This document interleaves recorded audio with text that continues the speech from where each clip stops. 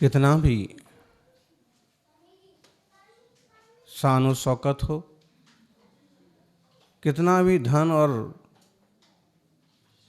रुपया पैसा हो, कितना भी प्रभाव और सम्मान हो, सारी चीजें एक दिन बदल जाती हैं, मिट जाती हैं।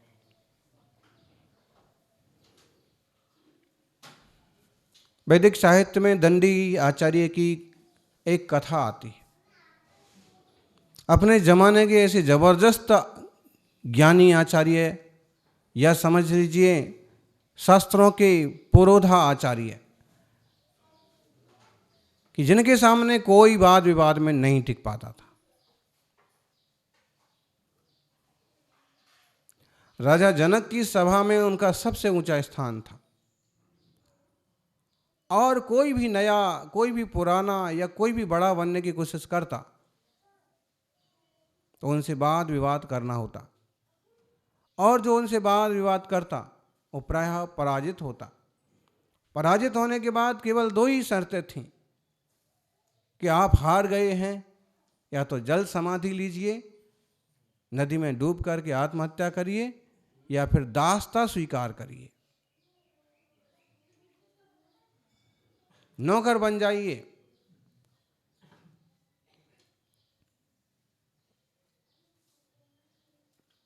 आचार्य दंडी, कई लोग खौफ खाने लगे, और फिर भी कई लोग हिम्मत करके जाने लगे कि इतना बड़ा पद है, राज प्रतिष्ठा का मामला है, राज्य आचार्य कहलाएंगे, सम्मान मिलेगा, प्रभाव बढ़ेगा। और किसी न किसी कारण से कोई ना कोई और ऋषि मुनि, वैदिक संस्कृति के साधक आ पड़ते और पराजित होकर के उनकी ये दशा होती। कई सालों तक ऐसा जबरदस्त प्रभाव रहा, लेकिन एक दिन वो आया जब एक छोटी उम्र का बालक अष्टावक्र, जिनके मामले में प्रसिद्ध है कि वो उस जमाने के बड़े ज्ञानी थे, अष्टावक्र के बारे में काफी अच्छी बातें सुनी जाती हैं कि बाल्यावस्था में भी उन्होंने शास्त्र का बड़ा अभ्यास किया था।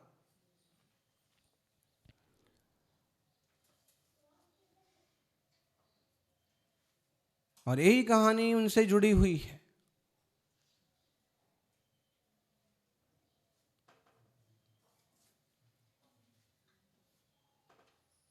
एक कहानी और उनसे जुड़ी हुई है कि एक बार विद्वानों के सम्मेलन में राजा जनक की सभा में वो पहुंचे।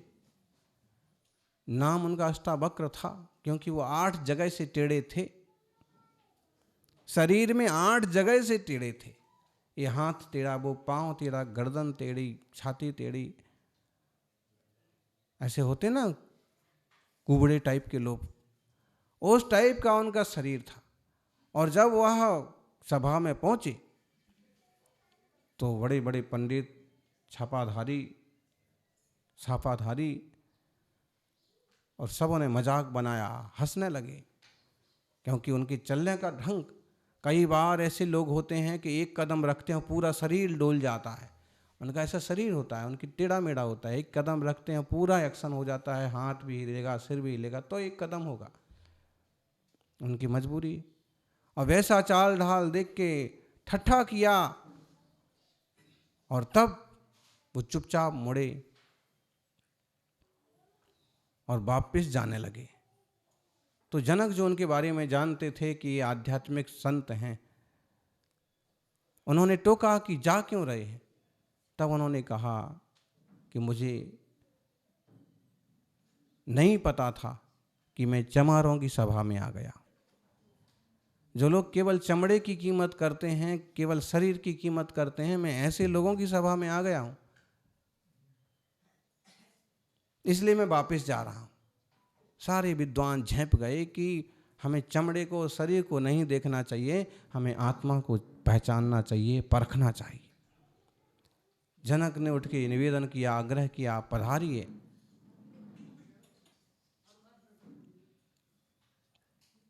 फिर उस दिन यह हुआ अचानक से कि आचार्य दंडी का मुकाबला इसी बालक अष्टावक्र से हो गया। अष्टावक्र को अपने पिता, अपने दादा की बेइज्जती का ख्याल था कि उन्हें भी दास बनाया गया है। ढेरों आचार्यों, ढेरों कवियों, ढेरों उस तरह के साधकों के साथ यही हुआ।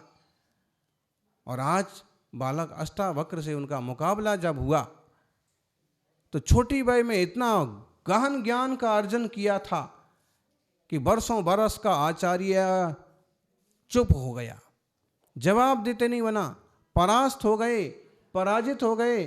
सारे विद्वानों की सभा ने घोषित कर दिया, राजा ने घोषित कर दिया कि आचार्य दंडी और कोई है आपके पास पूछने के लिए, जवाब सवाल के लिए। फिर भी मौन रहे। अष्टावक्र को विजेता घोषित कर। अभी तक का विजेता जो बार बार का विजेता हो और एक बार हार जाए, उसका क्या हाल होता है। जिसको ऊपर ही ऊपर बैठने का शौक हो और कभी नीचे बैठना पड़ जाए, उसका क्या हाल होता है। इसलिए हमने देखा तपस्वी सम्राट कभी ऊपर भी नहीं बैठते थे, जमीन पर ही बैठे रहते थे। क्यों? क्योंकि वो अपने आप को एक साधक ही समझते रहे और साधना के बल पर ऊंचे उठे, ऊंचे बैठ करके नहीं। कभी कभी छोटे छोटे साधक, छोटे छोटे प्रवचनकार भी बड़ा बड़ा सिंहासन लगाते। गुरुदेव से सीखने जैसा है कि सादा जीवन, उच्च विचार। पराजित हो गए। आचार्य दंडी का सिर लटक गया अपमान से, मौन हो गए, जाने लगे। अष्टावक्र ने कहा कि जाते कहाँ हो? आपका दंड तो बाकी है।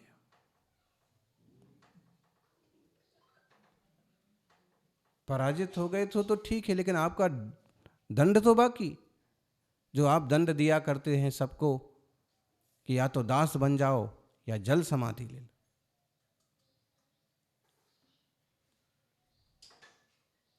आपको क्या दंड दिया जाए? और उन्होंने कहा कि मैं आज तक जो मेरी दासता में थे, आज तक जो मेरे दासत्व में थे, मैं सबको मुक्त करता। तो अष्टावक्र ने कहा कि आप क्या मुक्त करते हो? वो तो आपके हारने के साथ ही वो सब मुक्त हो गए। ये आपका दंड का प्रायश्चित नहीं हुआ। तो आप जो प्रायश्चित दो, जो दंड दो, स्वीकार है। तब अष्टावक्र ने कहा कि ज्ञान का अहंकार नहीं होना चाहिए। जिन जिन को भी आपने इस तरह से परेशान, तंग किया है, अपना दास बनाया है, वो भी किसी तरह के साधक रहे हैं, ज्ञानी रहे हैं, लेकिन आपने उनके साथ ऐसा व्यवहार करके अच्छा नहीं किया। मैं ऐसा व्यवहार आपके साथ नहीं करूंगा। किसी का हारना ही उसके लिए अपना सबसे बड़ा प्रायश्चित और उसका अपमान है। बस इतना ही कहूंगा कि किसी भी इंसान को और अपने क्षयोपशमिक ज्ञान का या थोड़ी मोड़ी चीजों का अहंकार नहीं करना चाहिए। अनादिकाल से चला आ रहा है यह जीव, यह संसार, और कितने सुख दुख भोगे हैं, कितनी कितनी परिस्थितियों से जीव गुजरा है, उस पर कभी विचार किया? आज जरा सी विपरीत परिस्थिति आती है, हम विचलित हो जाते हैं। जरा सा मान सम्मान मिलता है, अकड़ जाते हैं, जबकि ये सारी की सारी क्षय उपशमिक चीजें हैं। आचार्य गुणभद्र कहते हैं कि बहुत काल से बहुत वस्तुओं का अभिलाषी होता हुआ यह जीव पग पग पर अपमान और दुख सहन करता।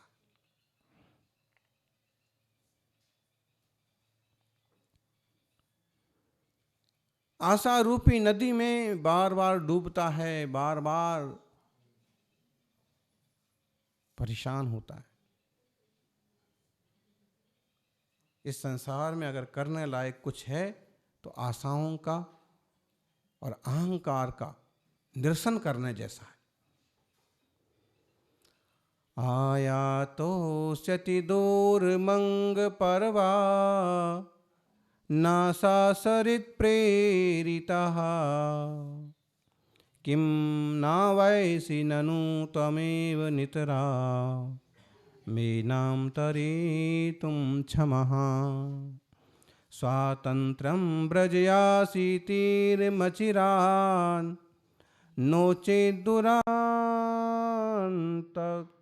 दुरन्तान्तक ग्राह्यव्याप्त गभीर वक्त्र विषमे मध्ये भवाब्धिर्भवे।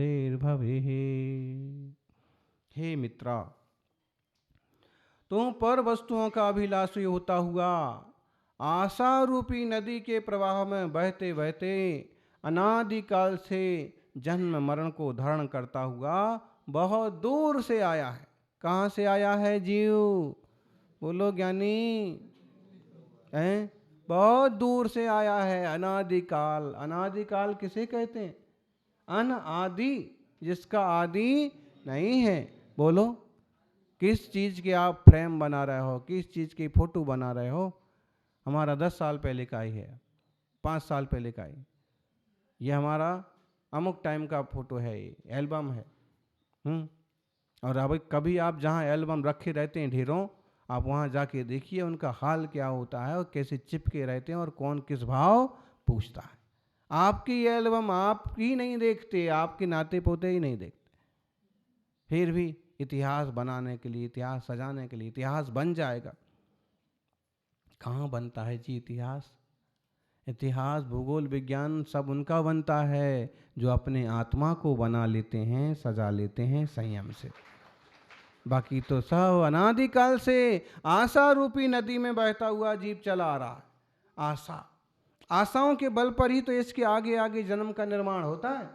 अभी ये चाहिए, ये चाहिए, ये नहीं मिला, ये नहीं मिली, वो नहीं मिला, वो नहीं मिली, और ये सब चाहिए चाहिए के चक्कर में उसकी आशाएं उसको नया नया जन्म मरण कराती रहती है। नई नई चीज़ें मिलती रहती हैं, इच्छाएं अधूरी रहती रहती हैं, जन्म नए नए लेता रहता है। और समाधि मरण में क्या किया जाता है? इन सब चीज़ों पर विराम लगा के केवल शुद्ध चैतन्य तत्व की दृष्टि की जाती है। 1 2 4 भाव में जीव पार हो जाता है। उसने जड़ें काट दी आशा की। आया तो अश्य अति दूर तो अंग परवान आशा सरित प्रेरिता।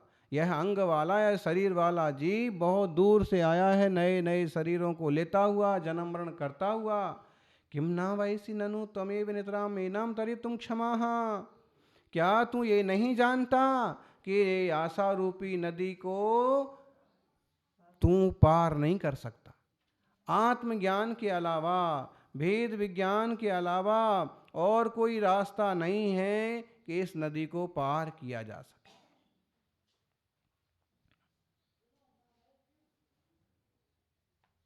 और इस आशा रूपी नदी को पार करने में तू ही समर्थ है। कोई दूसरा पकड़ के ले जाएगा वो बात नहीं है, तू ही समर्थ है। इसलिए शीघ्र स्वाधीन होकर के आशा रूपी नदी को तैर कर उस पार हो जा। इस नदी में बहते बहते भव समुद्र में डूब जाएगा और यह भव समुद्र दुखमय अंत वाले काल रूपी मगरमच्छ के विशाल मुख के कारण अत्यंत भयंकर है। क्या है संसार रूपी समुद्र में? जन्म जरा मृत्यु के मगरमच्छ, दुख व्याधि के, असाता के, क्लेश के। कहाँ शांति है? बोलो। थोड़ा समय आता है कि नाच लिया, थोड़ा समय आता है कि गा लिया, थोड़ा समय आता है कि अच्छा सुन लिया, थोड़ा समय आता है कि अच्छा खा लिया, थोड़ा समय कभी कभी किसी को साता का उदय आता है तो थोड़ा सा अच्छा हो लेता है, वरना हमेशा सिर पर जैसे 1000 किलो का वजन रखा ही रहता।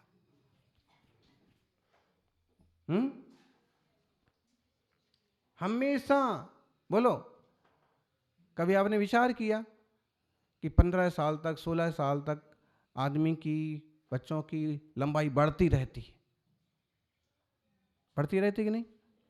12, 13, 15, 17 तक लंबाई बढ़ती रहती है। और जब तक इतने लंबे हो गए तो हो गए, 18, 20 के बाद अब खूब कोशिश करें तो आधा इंच बढ़ना भी मुश्किल। खूब दवाइयाँ खाएं, खूब कैप्सूल करें, खूब उल्टे लटकें, सीधे लटकें, तो भी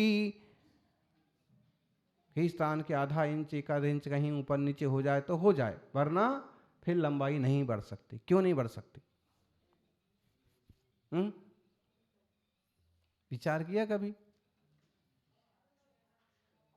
उसके मेडिकल के जो भी कारण हो, लेकिन हम एक मुख्य कारण तो ये समझते हैं कि जैसे इस उम्र तक, इस अवस्था तक व्यक्ति पहुंचता है तो उसे ये सब समझ में आने लगता है कि क्या लाभदायक है, क्या नुकसानदायक है, मेरे लिए कौन क्या कर रहा है, किसका क्या अर्थ होता है, और इसने ऐसा किया, उसने वैसा किया। कभी वो दिमाग किसी चीज़ में फंस जाता है, किसी वस्तु में फंस जाता है, किसी व्यक्ति में फंस जाता है, और इतने लोड हो जाते हैं, उसका दिमाग इतना भारी हो जाता है कि हमेशा वजन रखा रहता है, उसके आगे उसकी लंबाई नहीं बढ़ती।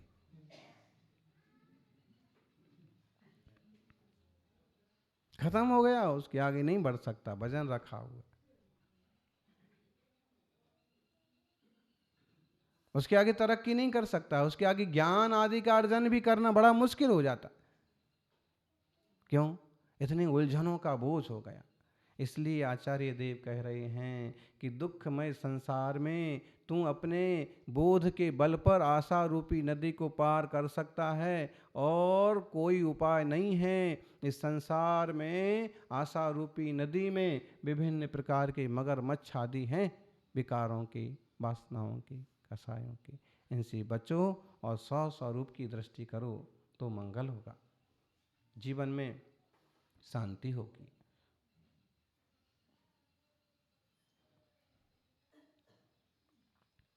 आत्मार्थी सज्जनों, विषयों की अभिलाषा से जीव हमेशा आकुल व्याकुल बना रहता है। अगर कोई आशा और अभिलाषा लगी हुई है तो वो शांत नहीं बैठ सकता।